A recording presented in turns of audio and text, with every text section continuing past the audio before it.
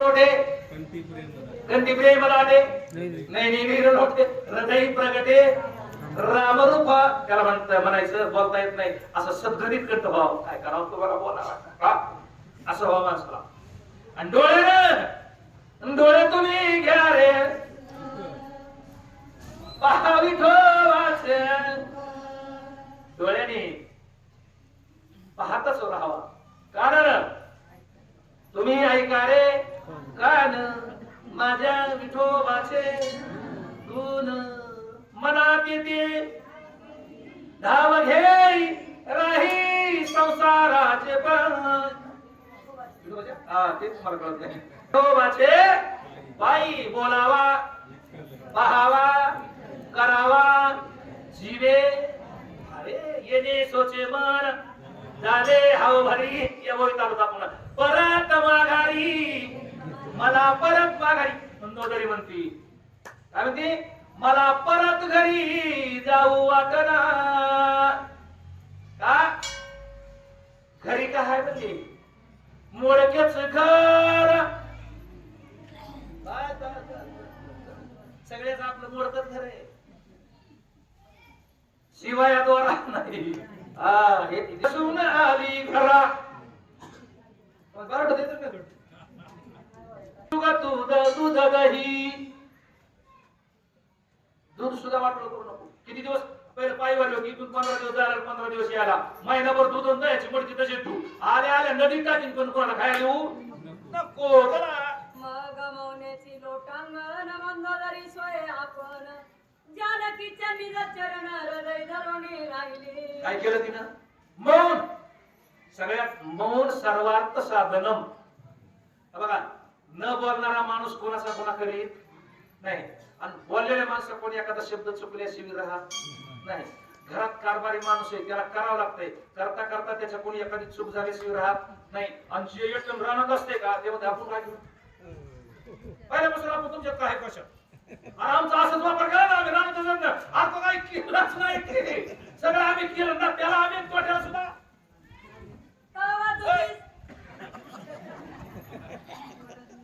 अच्छे बोललाय बोलणारच काय दिसत तेच म्हणतो मी बोललं तर एखादा शब्द कडून जातो एखादा खरा जातो जेव्हा खरे खोटे बोलणारच आहे ना नाही बोलणारच सोड दिसत नाही ना.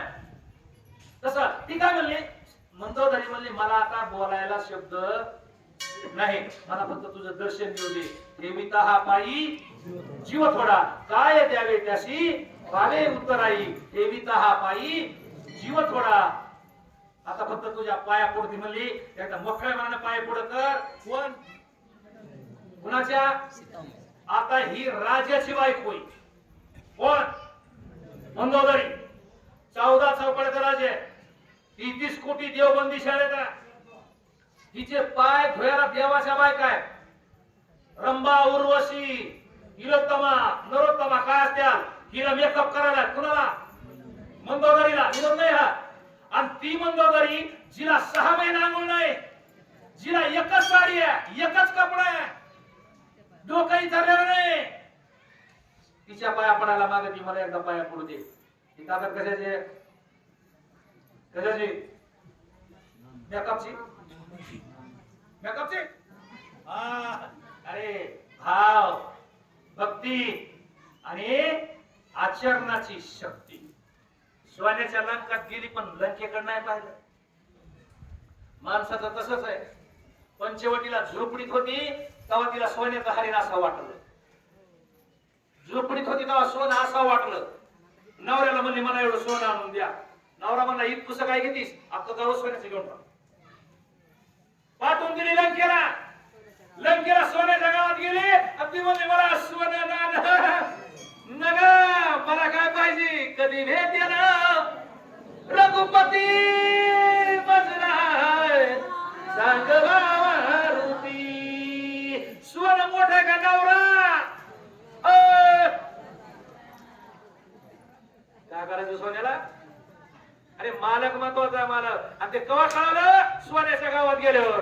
आधी मालका बशी होते तर माय लग्न झालं तसं अजून मेहनाकाच्या हॉस्पिटली नाही. सावधान सहज निरसले म्हणा संत चरण रज लागता सत सत सत वासनेचे बीज जळून मग म्हणावे उपजे आवडी सुख घडो घडी वाढो लागे.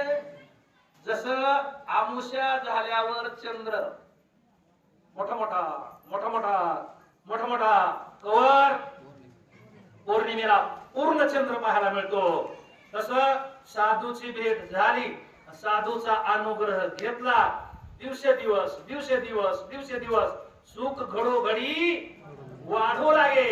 आणि पौर्णिमेचा चंद्र चकोरा जीवन तैसे माझे मन वाट पाहे. आणि मग पूर्ण आनंदाला माणूस मिळाला का? तशी अवस्था कुणाची झाली? मंदोदरी म्हणजे माय पुण्य फळले बहुता दिवसा भाग्य उदयाचा असा झालो सन्मुख तो कैसा. आणि संत चरणी पावलो आजी पिटले माझे. तुमचा अभंग म्हणतोय, तुम्ही का बसतात? तेथे पाहता आत्मबिंब उतटोपाय तसे नभ मितुपणाची मिथ्या भाव दोघी स्वयंभव त्या झाल्या. मी तू पण जाऊ दे दुरी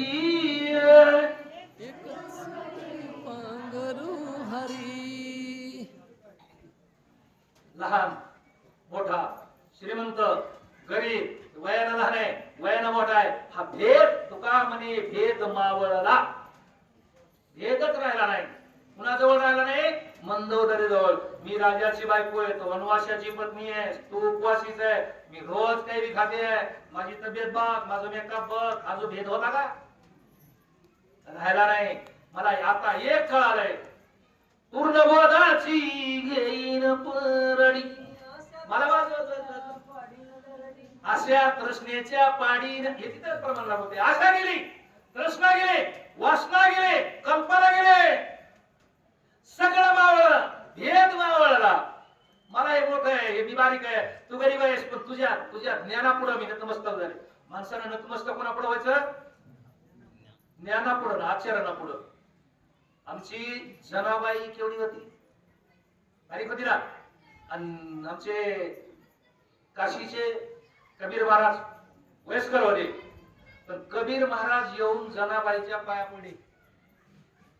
जनाबाई नाही कबीर महाराजाच्या पाया पडली. तिचा भाव होता.